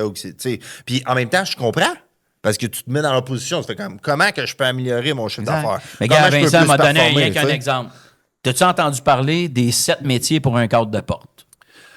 Non, mais ça, c'était nébuleux aussi, là, tout ce projet-là. Tout le monde a comme fait comme... Tout le monde a dit, hey, qu'est-ce qui se passe, là? Fait que je reviens à ce qu'on disait tantôt pour le Mobile Punch, pour le seul et unique qui décide de faire une action, puis c'est tout le reste qui paye. C'est exactement ce qui s'est passé dans ce cas-là. C'est une situation qui fait une situation qui est arrivée sur quelque chose de bien précis, alors que la réglementation réglait tout le problème. Je te le dis tout de suite, là. Quelqu'un qui travaille pour une commission scolaire, puis qu'il y a un cadre de porte à changer, puis qu'il y a de l'électricité, de la peinture à faire, puis défoncer le mur, puis remettre le cadre. C'est pas une personne qui fait ça. Là, oui. Ah oui, c'est une personne qui fait ça? Oui. OK. Fait que c'est dans la réglementation. Par contre, qu'est-ce qui se passe? C'est que quand la commission scolaire appelle le gars qui installe les cadres de porte, puis il dit hey, « moi, j'aurais de l'électricité à faire. » Il va dire « moi, je touche pas à ça. » OK. Hein? Il va dire « moi, je fais pas ça. Moi, j'installe des portes. » Ouais. Fait que si tu veux un électricien, tu collerais un électricien. Fait que quand elle colle l'électricien, puis elle dit à l'électricien, moi, j'aimerais ça que tu me plautes le mur. Je n'ai pas de compétence pour faire ça. Moi, te passer les fils, moi, te mettre le push-bar panique, je vais te mettre la lumière au-dessus, mais moi, je plaute pas, j'ai pas les gars pour faire ça. Il parle un plâtrier. Toi, le plâtrier, j'aimerais ça que tu me fasses ça, mais que tu me fasses l'inéoléum à terre, puis tu me répares ça. Il va dire, moi, je peux te faire ça, je peux même te peinturer, mais je ne toucherai pas à terre. Je ne suis pas équipé pour faire ça, j'ai pas école, j'ai pas la compétence. C'est ça qui a articulé le débat sur la polyvalence. Fait que c'est le sous-secteur. C'est un mythe qu'on a mis de l'avant, puis qu'on a dit, sur ce mythe-là, on va se baser là-dessus, puis là-dessus, on va en faire une résolution globale que, hey, dans la vraie vie, là, Vincent, là, un plâtrier là, qui va chez vous, là, pas à Chamber, là, si tu lui demandes de passer un coup de pinceau, il va le passer. Non, mais est-ce que, tu sais, là où je m'en allais, est-ce que c'est le secteur public qui fait que toutes ces... Parce que, tu sais, d'une certaine façon, le secteur public veut peut-être limiter... Le secteur public peut déjà le faire par règlement. S'il a son propre monde, qui est en maintenance, puis qui prend un concierge, puis il dit, t'es permanent chez nous, je te demande de faire l'ensemble des travaux, tu peux déjà le faire. Mais si tu veux aller chercher des gens de construction, ils sont compartitionnés. Ces gens-là, ils ont développé une compétence. Fait que quand tu appelles la compagnie d'électricité, puis tu dis, hey, je veux que tu fasses le plâtre par céramique, ça se peut qu'ils te disent, ça se peut qu'ils disent, ouais, ben là, on peut pas le faire. Mais tu peux déjà le faire si tu veux. Mais tu t'es servi de ça pour élargir. Fait que le problème, c'est le suivant. C'est que là, quand on va rentrer, puis nous autres, c'est ça qu'on disait. On disait, écoutez, l'intégrité du bâtiment, c'est quelque chose qui est important. On parle aujourd'hui du projet de loi 76. C'est quoi le projet de loi 76? Qu'est-ce qu'on demande sur ce projet-là? On demande la qualification, on demande l'inspection à la base. On veut savoir si les travaux sont faits correctement. Ben moi, je pense, Vincent, là, peut-être que tu peux être d'accord puis pas d'accord avec moi, ça part à la base avec la qualification de la personne.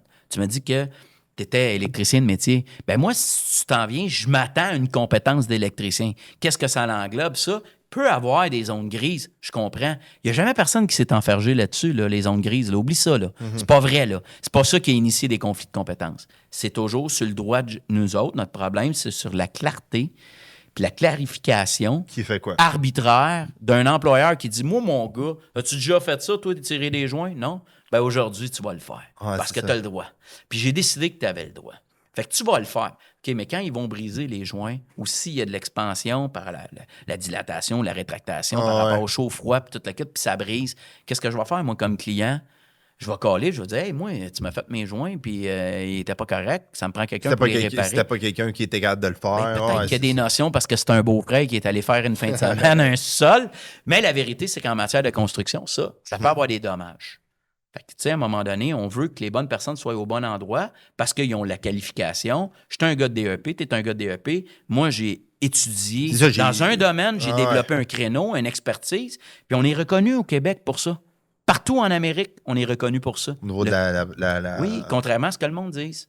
On est vraiment reconnu. Moi, je suis un syndicat international. Je traite avec tous les provinces. Et quand je suis en Ontario puis que je parle avec les Ontariens, ils me disent tout « Hey, les Québécois, moi, je suis content de les avoir ici. Ils parlent peut-être français, mais ils travaillent. » C'est fait ça à la coche parce qu'on a des spécialisations. Exact. OK. Dans le fond, là, on vient de parler de... Je ne vais pas classifier ça comme du négatif, mais mettons qu'on est allé dans le... Tu sais, où que tu te projettes dans le futur, où qu'on s'en va? Est-ce que tu penses que ça en va de la bonne façon? Comment on est capable d'avoir le futur, en fait? Moi, je pense que oui. Je pense que oui. Honnêtement, il faut être positif. À un moment donné, la syndicalisation, c'est pas vrai que ça doit toujours être basé sur un aspect négatif. Pour bien des gens, ils vont dire « syndicat... » Syndicat, négo... une zone grise. Exact. Genre, pas sûr de savoir ce qui se passe. Je vais prendre une des paroles des Cowboys fringants. Aujourd'hui, on est syndiqué, ça jase 3-4 autour d'une tête, ça regarde plus jeune faire du zèle. Moi, je suis pas d'accord avec ça. Moi, comme syndicat, personnellement, puis je suis convaincu qu'il y a bien des syndicats qui y pensent aussi de cette façon-là, il faut, à proprement dit, donner la journée de travail. Je pense que c'est important. Il faut avoir la bonne qualification, il faut le faire de façon sécuritaire. Il faut la donner, notre journée de travail. Je pense que la plupart des jeunes, la plupart des générations d'aujourd'hui se reconnaissent dans ça. Il y a une fierté aussi d'exercer son métier. Hein? Puis la fierté d'avoir dit « Hey, on bâtit le Québec », il ne faut pas que ça soit romancé. Il faut que quand je regarde, après ma journée de travail, il y ait quelque chose de positif dans ce que j'ai fait. Je pense pas que tu te complais à te dire « Je me suis pogné le cul toute la journée ». Si en tout cas, il y en a qui se complaisent, moi je vais dire dans mon milieu... Non, mais Vincent, dans mon milieu syndical, moi, c'est pas un vocable sur lequel nous, on va transmettre. C'est pas une bonne notion. C'est pas ça. C'est parce que c'est important aussi. Tu sais, on parlait aussi tantôt de donner une valeur aux jeunes pour s'impliquer dans le milieu de la construction. Puis, tu sais, moi, je l'ai vécu plus jeune, à 20 ans, dans les années 2010, de dire, moi, je rentre, puis genre, ça roule, là. Let's go. Puis mais, tu sais, comme ça a comme un peu changé au niveau de l'implication, au niveau du monde qui sont manuels, du monde qui veulent, tu sais, quand ils rentrent à la job, ils travaillent ou ils suent puis ils travaillent fort. Tu sais, c'est pas nécessairement quelque chose qui est mainstream dans les médias ou qui fait comme, hey, si tu vas dans la construction, tu vas avoir une belle vie. Ou, oui, tu vas avoir une belle vie. T'as raison, Vincent. Comment que je veux dire? Ben oui, tout à fait. C'est ça la transition qui fait comme, OK, mais là, on est rendu là. C'est important de peut-être revamper l'image d'un jeune qui rentre dans la construction, donc dire, regarde, quand tu vas rentrer dans la construction, tu vas avoir du bénéfice, tu vas travailler dur, tu vas avoir un bon salaire, tu vas retourner ça. Il y a une compensation, exact. Mais il faut la donner, sa journée de travail. Tu as raison. Puis, tu sais, l'aspect de la construction a été souvent, à proprement dit, à tort ou à raison, c'est les acteurs de l'industrie. Puis je m'inclus, là. Je veux dire, j'inclus les syndicats là-dedans. On est responsables chacun de nos CV. Je trouve ça dommage que la plupart du temps, on va retenir de la construction l'aspect négatif de ça. Mais tu es d'accord avec moi, il y a un aura négatif que les gens vont dire des bébés gâtés, sont payés, c'est incroyable. Mais pour quelqu'un qui a travaillé dans la construction, qui travaille l'hiver comme l'été, plus 30, moins 30, je réitère, là, je romance rien, c'est quand même dur la construction. Puis... Mais c'est dur, mais il y a une valeur ajoutée à travailler dans la construction. Oui, c'est ça qui est important de toute aussi. évidence, il y a une valeur.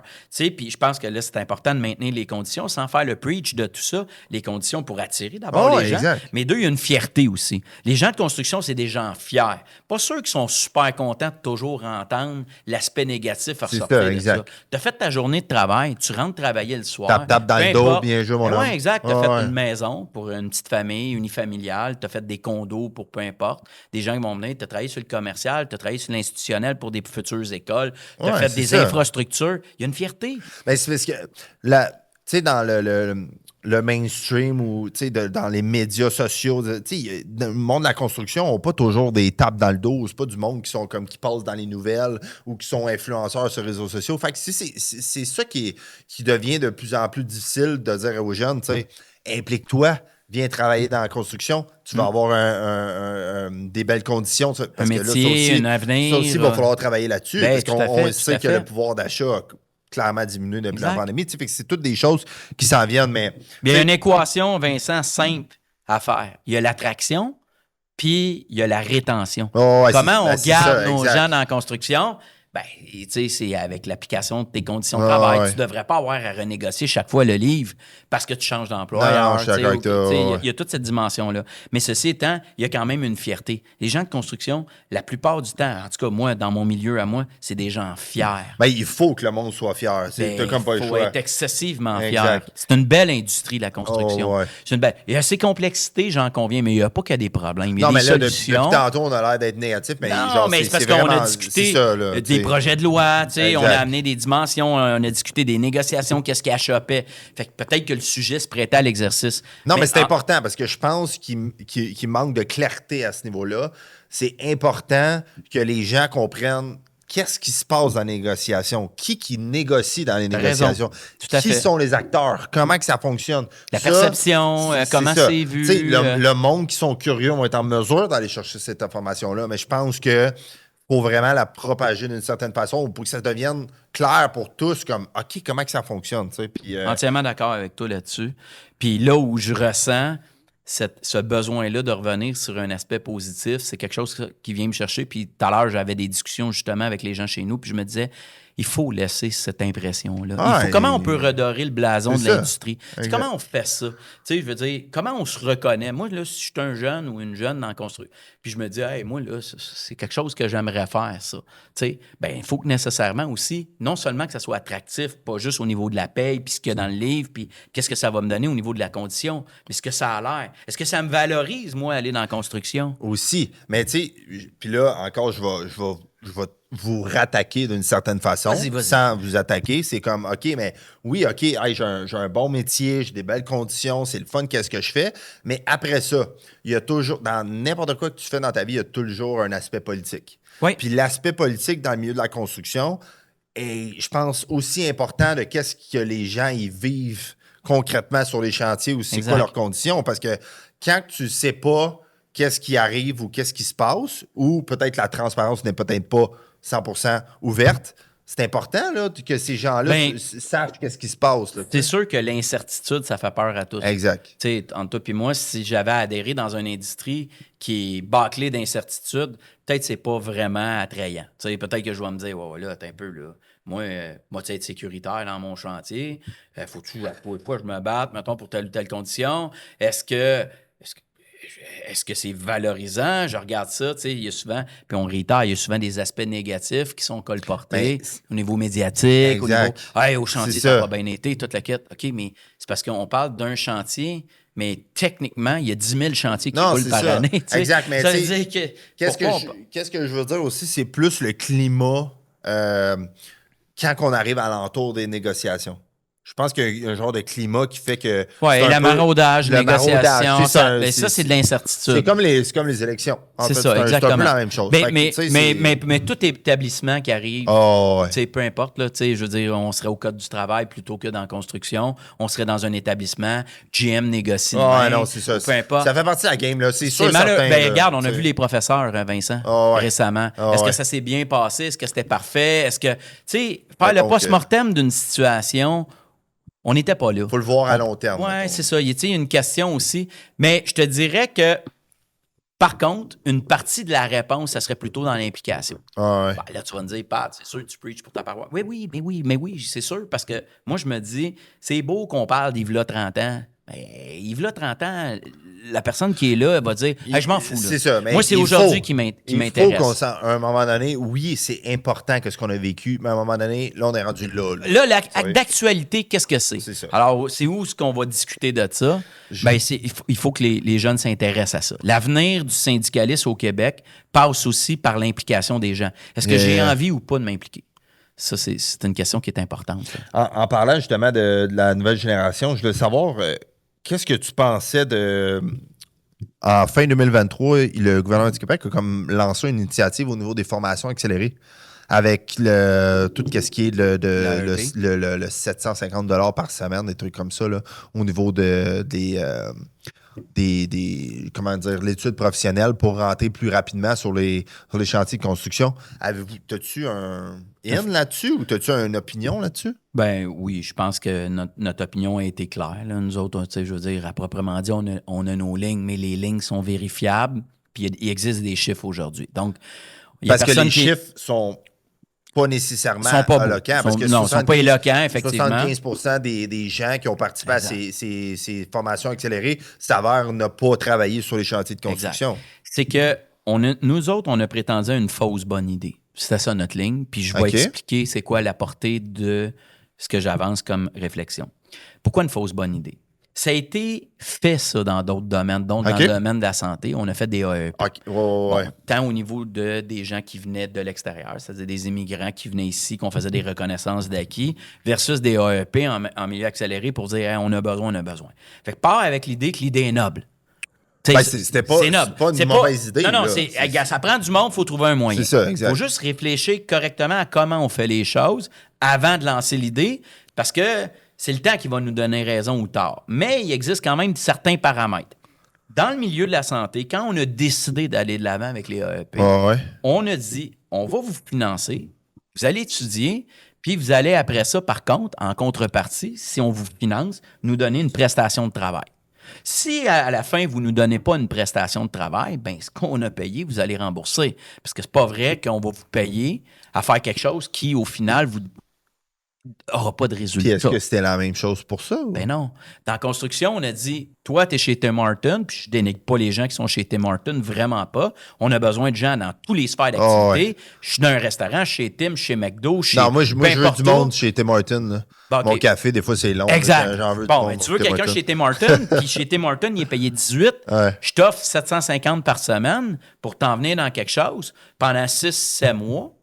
Ça peut laisser présager que c'est intéressant. Ça peut être intéressant. Fait que dire, bon, puis je vais voir si j'aime ça ou pas, j'ai pas d'obligation. Fait que moi, je vais l'essayer, puis je vais l'avoir mon argent, puis qu'est-ce que j'ai besoin de faire? Rien en échange.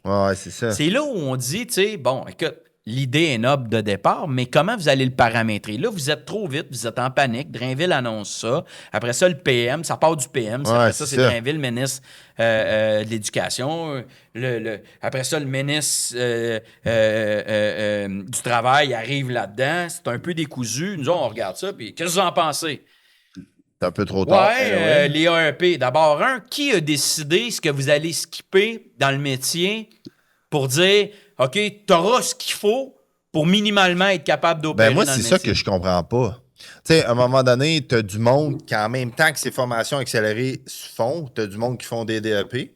Puis eux autres, ils vont rentrer sur le chantier, ils vont être payés un certain salaire, mais tu as la même personne qui va faire la formation accélérée, qui va être payée pour aller à l'école, moi, qui va arriver sur le chantier, puis qui va être payé le même salaire que la personne qui a fait son DEP. L'autre affaire qu'on se dit, c'est, es-tu après, dans un créneau, de déserter les autres AEP. On manque de monde partout. C'est ça, fait que ceux qui font le DEP. Il y en a 4-5 qui vont être payés au lieu de le répartir, puis dire, tu sais, m'a donné un exemple. Nous autres, on disait, prenez donc l'enveloppe monétaire, puis le gars ou la fille qui part de Sept-Îles, de Rouyn-Noranda, du lac Saint-Jean, où il va retrouver quelque chose qu'il a envie de faire, mais qui se donne uniquement à Montréal, bien, on va t'héberger, puis après ça, aller œuvrer dans ta région. Ça aurait pu être une bonne idée. Là, parce que lui... Parce qu'il n'y en a pas là-bas, en fait. Ben exact. Parce que ça se donne le pas là-bas. il ne se donne pas là-bas. Il n'y a pas assez de monde. Ben prends les 3-4 personnes là, qui, à cette île, mettons, ils veulent faire tuyauteur, puis là, ils veulent travailler, amène-les à Montréal, paye-leur leur semaine, jusqu'à ce que ça coûte. Pas leur payer un salaire, jusqu'à ce que ça coûte dans leurs dépenses. Et préétabli, dire, hey, par semaine, on t'offre tant, tu vas choisir de faire un métier. Si ça ne se donne pas dans ta région, viens le faire à Montréal, on va te former. Plutôt que. Ouais. Mais là, on dit, non, les ferblantiers, un tel. On rouvre les valves pour vous autres. Ouais, puis les autres, mais on c'est fait pas, quoi? c'est ça. En même temps, c'est quand même pas une mauvaise idée. Peut-être l'exécution n'était pas là. Mais là, si, mettons, on y va avec l'idée, ouais. puis que c'est ces métiers-là qui sont cruciaux, puis que là, tout dépend de ça, puis là, ça prend des charpentiers, mettons. Prenons les charpentiers, puis qu'on dit, OK, parfait, je veux un retour sur l'investissement. Donne-moi au moins 1 an de travail. Si, au-delà d'1 an, tu n'as pas été capable de faire les heures, je vais y comptabiliser en heures. Ah, c'est ben trop dur à faire. J'ai même fait une entrevue une entrevue à la radio où j'ai dit, pourquoi c'est si dur que ça? C'est la commission de la construction qui compile nos heures. Ça devrait être c'est dans le système. Il devrait avoir un contrat signé. Regarde, si tu fais pas, tu fais pas 1 an je te paye 750 parce que j'ai besoin de charpentier. Viens suivre le cours l'AEP. On aura par professionnel déterminé ce que minimalement tu as besoin à la base. Parfait. Jusque-là, on est capable de suivre. Ça, on n'a pas eu de réponse. Je t'envoie en chantier. Tu fais 1 an dans la construction minimum. Parce que si tu fais en bas d'1 an, tu payes. Je suis d'accord avec toi. Puis là, l'autre point après ça, c'est de dire, OK, mais là, quand qu'eux autres, ils rentrent sur le chantier, comment tu mets à ton gars qui a fait son DEP de 1800 heures? Ben, c'est ça. Fait que quand il arrive sur le chantier, ton apprenti de 1800 heures, comment tu mets la personne qui a fait la formation accélérée de genre 500 heures? Exact. Puis comment là, je vais même aller plus que là, Vincent. Je vais te donner une tranche de vie personnelle. Mon gars, moi, il était en DEP. Il n'était pas en AEP. Il était en réel DEP. OK? Puis, il est calorifugeur. Okay. Puis, il a besoin d'un espace à l'École des métiers de la construction de Montréal où il a besoin, lui, dans son DEP, faire telle ou telle tâche. On parle d'isoler des tanks. Là, ils ont dit, il faut que tu fasses de l'isolation au niveau industriel, c'est des tanks, blablabla, tu as besoin de faire ça. Sauf que là, il faut donner priorité à l'EEP. Parce qu'ils sont à la même école. Ils sont à la même école. Fait que là, malheureusement, pour l'emplacement, nous, on a ordre du ministère de dire, non, il faut privilégier ça, fait que vous n'aurez pas ça. Fait que lui, il avait 30 heures à faire là-dessus. Sais-tu combien ils en ont fait? Ils en ont fait 3. Fait qu'il y a des dommages collatéraux aussi. Fait que lui, dans son programme, puis dans son processus, il y avait, dans le DEP normal, quelque chose à faire qu'il n'a pas pu faire parce que l'espace était réservé pour les EEP, parce que tout était axé là-dessus, parce que c'est important, les chiffres au bout, hein? Puis les employeurs, eux autres, ils n'ont pas un point de vue de dire, hey, mais OK, mais. Ben, je sais pas s'ils sont au courant de tout ça, j'ai aucune idée. Moi, je l'amène au jeu aujourd'hui parce que mon gars m'a fait me témoigner de ça. Fait que donc, c'est une tranche de vie personnelle qui me dit, moi, je suis en DEP, tu me dis que c'est important, j'ai 30 heures à faire sur l'isolation de tank, j'ai eu juste 3 heures parce qu'on n'avait pas accès aux équipements, parce qu'il y avait des gens qui étaient dans la formation puis on pouvait pas faire des travaux superposés. Fait que moi, j'ai pas pu faire mon DEP. Fait qu'il y a eu des dommages collatéraux. Quand on dit faire quelque chose, moi, je comprends que le gouvernement, dans ça, il voulait initier quelque chose sur la notion d'attraction. Dire, il nous manque de monde, il faut attirer du monde. Faut que ça soit plus facile. Exact.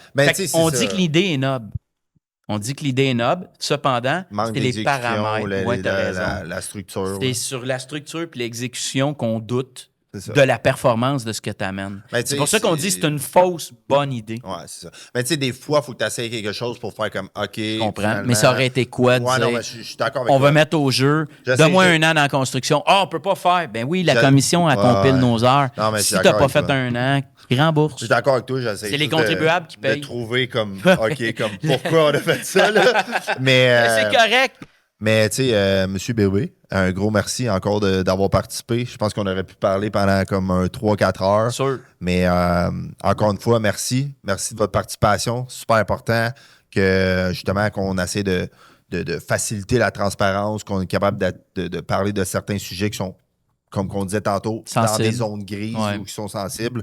Fait que je vous remercie. Puis, à mon tour, je veux dire merci, Vincent, aussi, pour ton podcast. Puis, ce que je trouve cool dans ce que tu fais, c'est que ça s'adresse à l'industrie de la construction. Donc, ces gens-là, j'espère qu'il y a beaucoup de personnes qui vont vous écouter puis qui vont avoir un intérêt parce que la sensibilité, même si d'un fois, c'est pas toujours ça nous met inconfortable. Je trouve que c'est important d'en parler. C'est des sujets qui sont sensibles, mais plus qu'on en parle, puis plus qu'on est capable de débattre ou d'explorer certains sujets, c'est de cette façon-là que je pense qu'on va pouvoir évoluer. Puis convaincu qu'on est capable de finir ça sur une note positive. Yes. Merci, mon homme. À la prochaine. Ciao la gang. On se voit bientôt. Bye-bye.